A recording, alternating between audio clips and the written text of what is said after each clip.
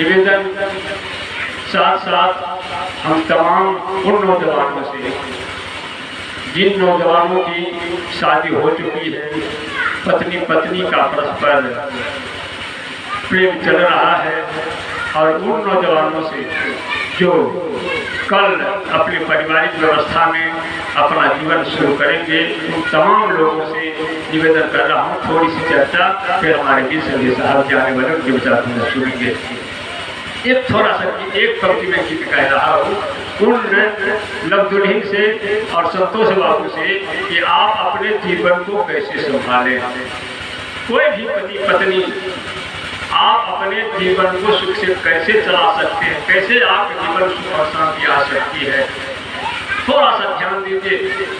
एक गीत की पंक्ति में कह रहा हूँ, पति के काम जो आए, और गहराई चिंतन करना, पति के काम जो आए उसी का नाम नारी है, उसी का नाम नारी है, सहज है पत्नी बन जाना।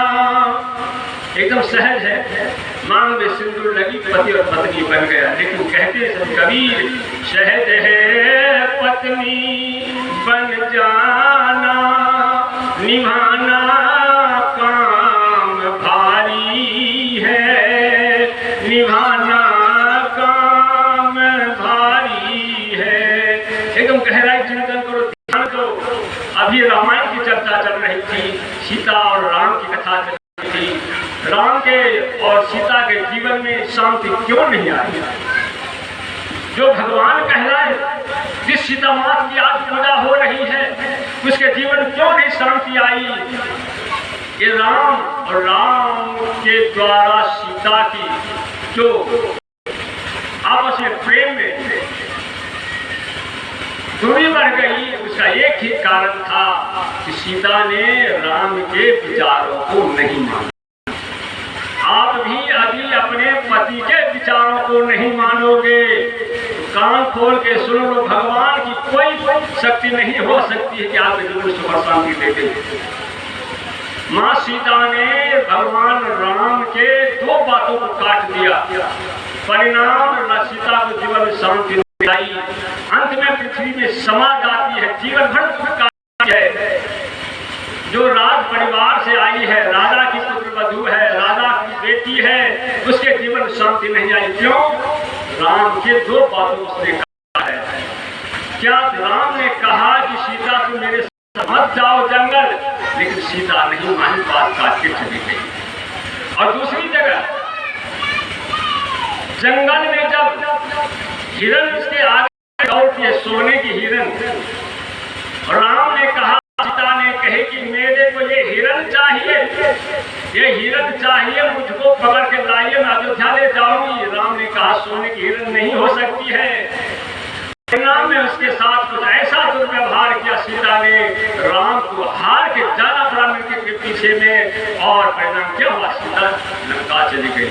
बस यही तो कारण है जीवन में सीता को अपने सुख से हाथ धोने का। आप भी यदि अपने पति के विचारों को नहीं मानोगे तो आपके जीवन सुख और शांति नहीं आ सकती है, ये मंच कहता है। और यदि आप गृहस्था जीवन में सुख और शांति पाना चाहते थे, इस विचार को गहरी से गट्ठर बांध लेना। एक लड़का है, पति और पत्नी के जीवन में सुख और शांति कैसे आए? एक लड़का है, उसको पत्नी से थोड़ा सा अनबन चलता नहीं बनता, तो भागा भागा जाता है एक संत के यहाँ। सत्संग और संत चर्चा चली है, सत्संग क्या देता है, संत क्या देता है। सत्संग और संत जीने की कला सिखाता है। सत्संग में जाओगे, संत के पास जाओगे तो आप कैसे जियोगे, कैसे आपको सुख और शांति ये बताएगा। वो लड़का भागा भागा जाता, पत्नी से खटपट चलता रहता है, भागा भागा जाता है संत के पास। कहा गुरुवर, मुझे अपने पत्नी से हमेशा अनबन हुआ करता रहता है, कुछ उपाय बताओ। दोपहर का समय है, संत बाबा एक वृक्ष के नीचे में बैठ करके हवा लगा रहा, घेर रहा दोपहर 1 महीने का, वैशाख महीने का 1 महीने का समय, दोपहर का 12-2 बजे की दिन है। ठीक उसी समय वो लड़का जाता और संत के पास में कहता है, अपना आदमी करता है। तो संत ने कहा बैठो बेटा बैठो। बैठ गया लड़का और संत जी आवाज लगाते अपने घर की ओर, ओ फलना की माँ, ओ फलनमा की माँ, एक लालटेन जला के लेते आओ।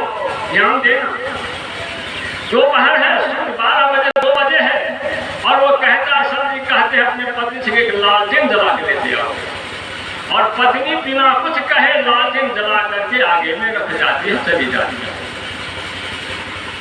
फिर कुछ देर हुआ, संत जी ने कहा बहुत ज्यादा गर्मी है, शरबत बना के लेते आओ, बहुत जल्दी से लेते आओ। जल्दी शब्द सुन करके उसकी पत्नी जल्दी से शरबत बनाने लगी। चीनी के बदले में नमक डाल दिया, शरबत में चीनी के बदले नमक डाल दिया और 2 गिलास में शरबत दिया, चला गया। 1 गिलास लड़के को दिया, 1 गिलास संत जी को दिया। और संत जी बड़े चाव से शरबत को पी रहा है और लड़के को तो नमक का शरबत पीना ही नहीं आता, पिया ही नहीं जाता है।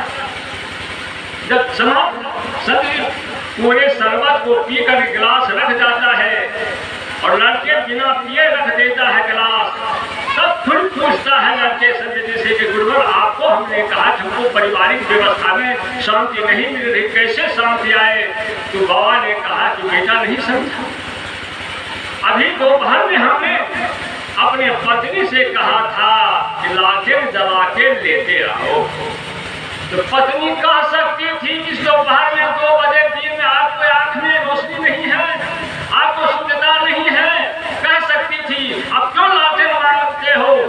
व्यवधान पैदा कर सकता था, लेकिन उसने मेरी बातों को माना, उसने मेरे वचनों को माना और बिना कुछ कहे चलाया, मेरे घर में लालटेन जला के चला गया। और दूसरी बात, मैंने शरबत मांगा था उसे, चीनी का शरबत देना चाहिए, तुमने पिया है गिलास में, तुम गिलास रख दिए हो, नहीं पी सके हो, लेकिन मैंने पिया। हम भी कह सकते थे, गधी कहेंगे, अंधी कहेंगे, चीनी के बदले में नमक डाल के रहे हो शरबत बना करके, हम भी कह सकते थे, लेकिन हमने क्या किया? उसके भूल को माफ किया, मेरे भूल को उसने माफ किया और हमने उसके भूल को माफ की। बस उलझन जो होने वाला था वो सुलझ गया। परिणाम क्या होगा? प्रेम बंधन। बस ये बात आपने आप में रखना। पति भी यदि कुछ कह दे थोड़ा समझने का प्रयास, उलझना मत। और पत्नी भी कुछ कह दे मेरे भाई उलझना मत, समझने का प्रयास करना और उस बात का थोड़ा सा गहराई चिंतन लेना। जिस दिन आप इस ओर अपने को मोड़ लोगे उस दिन आप